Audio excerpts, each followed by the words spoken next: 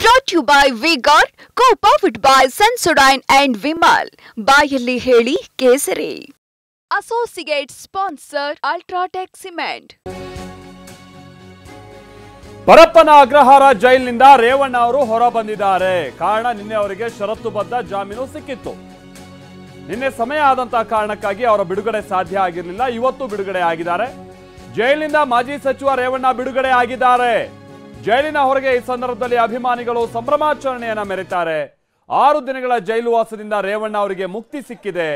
ಜೈಲಿನಿಂದ ನೇರವಾಗಿ ನಿವಾಸಕ್ಕೆ ತೆರಳುವಂತಹ ಸಾಧ್ಯತೆ ಇದೆ. ನಾವು ನೋಡ್ತಾ ಇದೀವಲ್ಲ ಇಲ್ಲಿ HD ರೇವಣ್ಣ ಅವರು ಜೈಲಿನಿಂದ ರಿಲೀಸ್ ಆದಂತಹ ಸಂದರ್ಭ. ಕಾರಣ ನಾನು ಈಗ ತಾನೇ ಹೇಳಿದಾಗೆ ನಿನ್ನೆ ಷರತ್ತುಬದ್ಧ ಜಾಮೀನು ಅವರಿಗೆ ಸಿಕ್ಕಿತ್ತು. ಈ ಕಾರಣಕ್ಕಾಗಿ ಅವರು ಜೈಲಿನಿಂದ ಹೊರಬರೋದಕ್ಕೆ ಸಾಧ್ಯ ಆಯಿತು.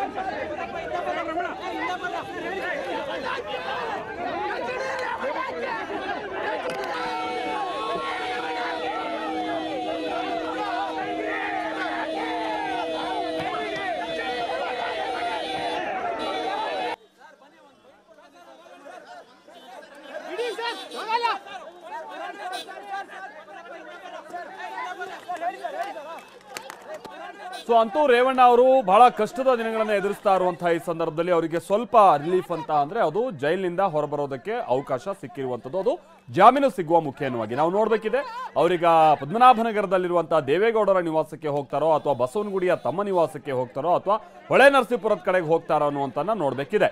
ಯಾಕೆ ಅಂತ ಅಂದ್ರೆ ಅವರು ಯಾವತ್ತು ಕಸ್ಟಡಿಗೆ ಬಿದ್ರಲ್ಲ ಆ ದಿನ ಅವರು ದೇವೇಗೌಡರ ನಿವಾಸದಲ್ಲಿದ್ರು. ಬಹಳ ಹೊತ್ತು ದೇವೇಗೌಡರ ನಿವಾಸದಿಂದ ಅವರು ಹೊರಬಂದಿಲ್ಲ ಅನ್ನುವಂಥ ಕಾರಣಕ್ಕಾಗಿ ಸ್ವಲ್ಪ ಹೈ ಡ್ರಾಮಾ ಕೂಡ ನಡೀತಾ ಇತ್ತು. ಬಟ್ ಅದಾದ ನಂತರದಲ್ಲಿ ಅವರನ್ನ ಅಲ್ಲಿಂದನೇ ನೇರವಾಗಿ ವಶಕ್ಕೆ ಪಡೆದು ಕರ್ಕೊಂಡ್ಬರಲಾಗಿತ್ತು. ನಾನು ಮೊದಲೇ ಹೇಳಿದಾಗೆ ದೇವೇಗೌಡರ ಕುಟುಂಬಕ್ಕೆ ಸಹಜವಾಗಿ ಅಂದ್ರೆ HD ರೇವಣ್ಣ ಅವರಿಗೆ ಸಹಜವಾಗಿ ಇದೊಂದು ಸಂಕಷ್ಟದ ಸಂದರ್ಭ.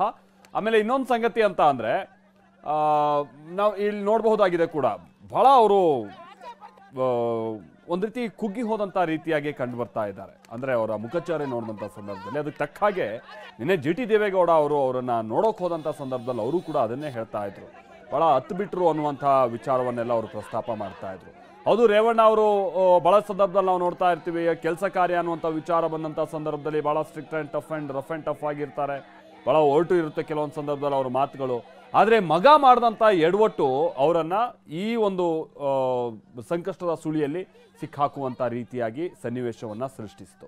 ನಿಮ್ಗೆ ಗೊತ್ತಿದೆ ಏಪ್ರಿಲ್ 26ನೇ ತಾರೀಕಿನಿಂದ ಏನೇನಾಯಿತು ಅಂತ ಅಂದರೆ ರಾಜ್ಯದ 2ನೇ ಹಂತದ ಮತದಾನ ಮುಗಿದಂಥ ನಂತರದಲ್ಲಿ ಏನೇನಾಗಿದೆ ಅನ್ನುವಂಥದ್ದು ನಿಮ್ಗೆ ಗೊತ್ತಿರುವಂಥ ಸಂಗತಿನೇ.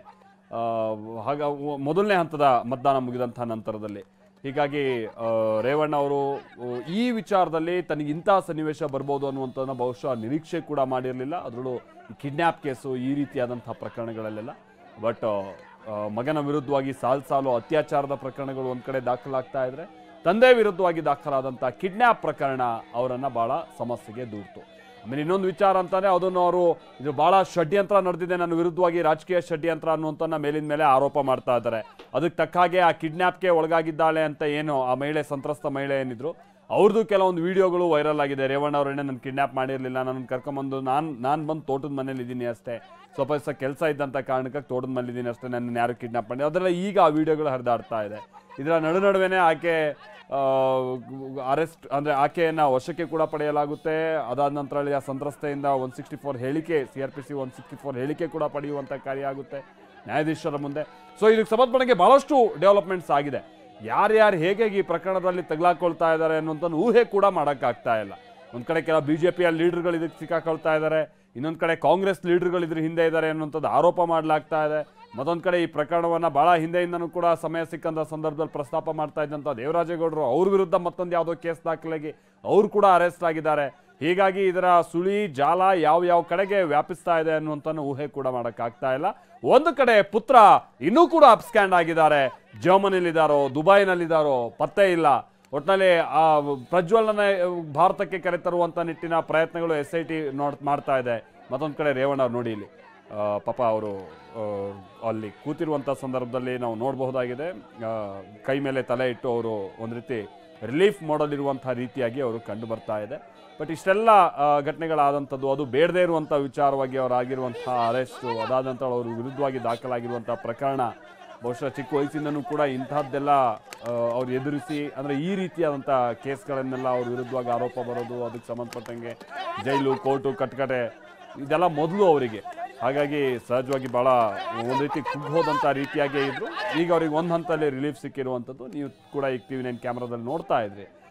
ರೇವಣ್ಣ ಅವರು ತಮ್ಮ ಕೈ ಮೇಲೆ ತಲೆ ಇಟ್ಟು ಒಂದು ರೀತಿ ರಿಲೀಫ್ ಮಾಡಲ್ ಕೂತಿರುವಂಥ ರೀತಿಯಾಗಿ ಕಾರ್ನಲ್ಲಿ ಕೂತಿರುವಂಥದ್ದನ್ನು ನಾವು ನೋಡ್ಬೋದಾಗಿತ್ತು. ಯಾವ ಕಡೆ ಹೋಗ್ತಾರೆ ಅನ್ನುವಂಥದ್ದು ನೋಡಬೇಕಿದೆ. ಮನೆ ಹತ್ತ ಈಗ HD ರೇವಣ್ಣ ಅನ್ನುವಂಥದ್ದು ಗೊತ್ತಾಗ್ತಾ ಇದೆ.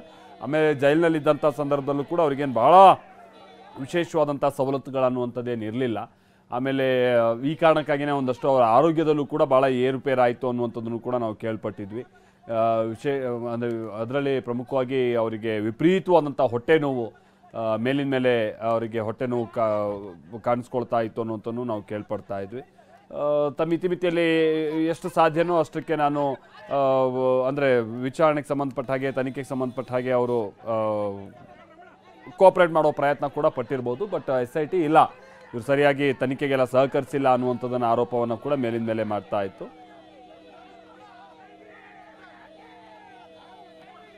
ಆಮೇಲೆ ಅಪಹರಣ ಅನ್ನುವಂಥ ಪ್ರಕರಣ ಬಂದಂಥ ಸಂದರ್ಭದಲ್ಲಿ ಅದರಲ್ಲಿ ಏನಾದರೂ ಒಂದು ಡಿಮಾಂಡ್ ಇರಬೇಕು, ಇಲ್ಲ ಬೆದರಿಕೆಗಳಿರಬೇಕು. ಇಲ್ಲಿ ಯಾವುದೂ ಕೂಡ ಇಲ್ಲ ರೇವಣ್ಣ ಅವರ ಪ್ರಕರಣದಲ್ಲಿ. ಹೀಗಾಗಿ ರೇವಣ್ಣ ಅವರಿಗೆ ಜಾಮೀನು ಕೊಡಬೇಕು ಅನ್ನುವಂಥದ್ದು ಮೇಲಿನ ಮೇಲೆ ಅವರ ಪರವಾದಂಥ ವಕೀಲರು ಒತ್ತಾಯ ಮಾಡಿದಂಥದ್ದು ಒಂದು ಸಂಗತಿ. ಎರಡನೇದಾಗಿ ಆ ಸಂತ್ರಸ್ತೆ ಕೊಟ್ಟಿರುವಂಥ ಹೇಳಿಕೆಯನ್ನು ಇವ್ರು ಯಾಕೆ 164 ಅಡಿ ದಾಖಲಿಸಿರಲಿಲ್ಲ, ಆಕೆ ಏನಾದರೂ ತನ್ನ ಅಪಹರಣ ಆಗಿದೆ ಅಂತಂದರೆ ನ್ಯಾಯಾಧೀಶರ ಮುಂದೆ ಆಕೆ ಹೇಳಿಕೆಯನ್ನು ಕೂಡ ದಾಖಲಿಸಬೇಕಂತ ಕೆಲಸ ಆಗಬೇಕಾಯಿತು. ಅದನ್ನು ಕೂಡ ಇಲ್ಲಿ ಪೊಲೀಸರು ಮಾಡಿರಲಿಲ್ಲ. ಇದು ಭಾಳ ಷಡ್ಯಂತ್ರ ಅವ್ರ ವಿರುದ್ಧವಾಗಿ ಇಲ್ಲಿ ರೂಪಿತ ಆದಂಥದ್ದು ಅನ್ನುವಂಥದ್ದು ಅವ್ರ ಪರವಾದಂಥ ವಕೀಲರ ವಾದ ಆಗಿತ್ತು. Brought you by Vigor, co-powered by Sensodyne and Vimal. ಬಾಯಲ್ಲಿ ಹೇಳಿ ಕೇಸರಿ. Associate sponsor UltraTech cement.